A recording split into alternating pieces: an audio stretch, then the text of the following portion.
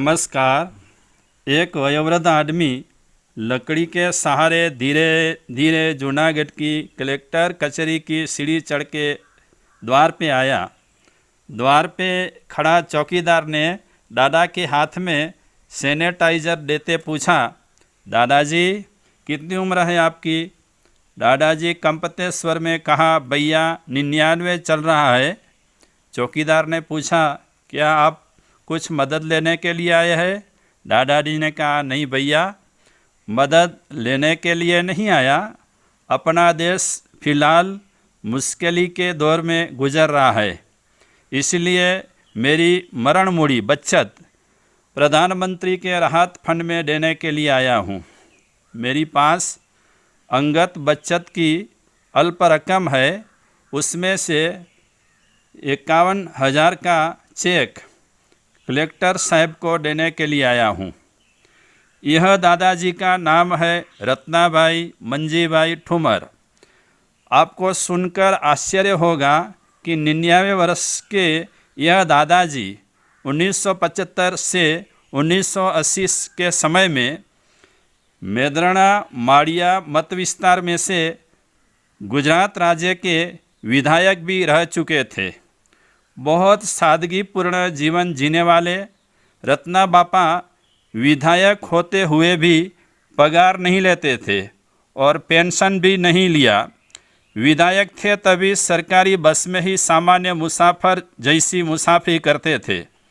भारत में जब भी अनाज की कमी थी तभी तत्कालीन प्रधानमंत्री श्री लाल बहादुर शास्त्री ने भारतीय नागरिकों को 8 दिन में 1 दिन का 1 टंक भोजन का त्याग करने के लिए अपील की थी। रत्ना बापा उस समय से दर सोमवार को 1 टाइम भोजन करने का छोड़ दिया था, जो नियम 99 साल की जैब उम्र में भी खंडित होने नहीं दिया। 51,000 का चेक जूनागढ़ के एडिशनल कलेक्टर को अर्पण किया। तभी रत्ना बापा ने कहा, साहेब मैं वृद्ध हूँ, इसीलिए आया हूँ।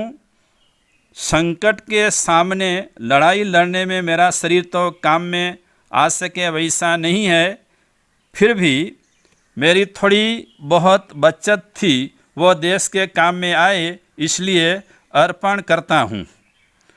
भारत महान है क्योंकि भारत के पास रत्ना बापा जैसे और मानवतावादी रत्न टाटा जैसे मुट्ठी उचेरे आदमी भी है।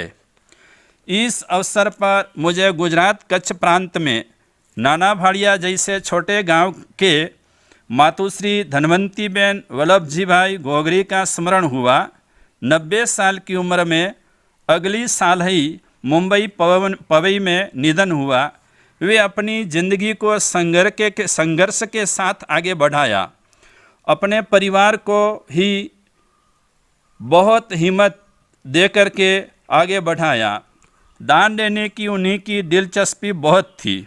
कितनी संस्थाओं में रहकर मानवता के अनेक कार्य किए। उन्हीं के क्रांतिकारी विचार थे। तन मन धन से समाज में बड़ा योगदान दिया।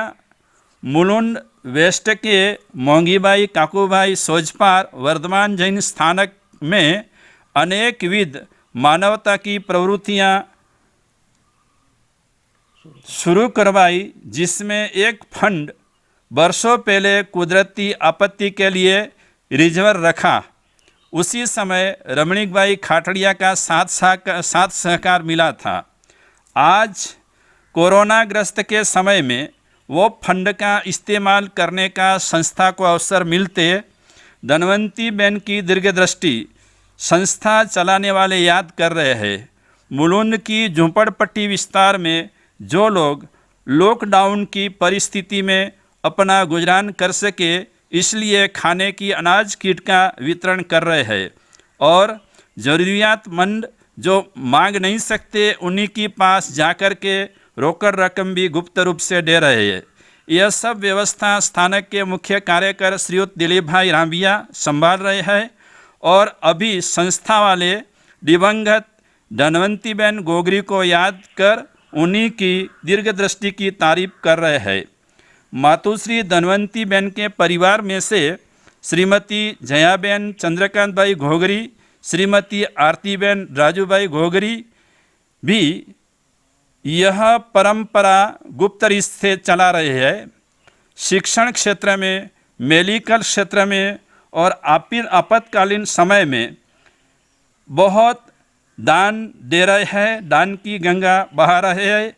और अभी कोरोना महामारी की आपत्ति में उन्हीं ने प्रधानमंत्री के राहत फंड में भी मात बार दान दिया और कोरोना ग्रस्त आपत्ति में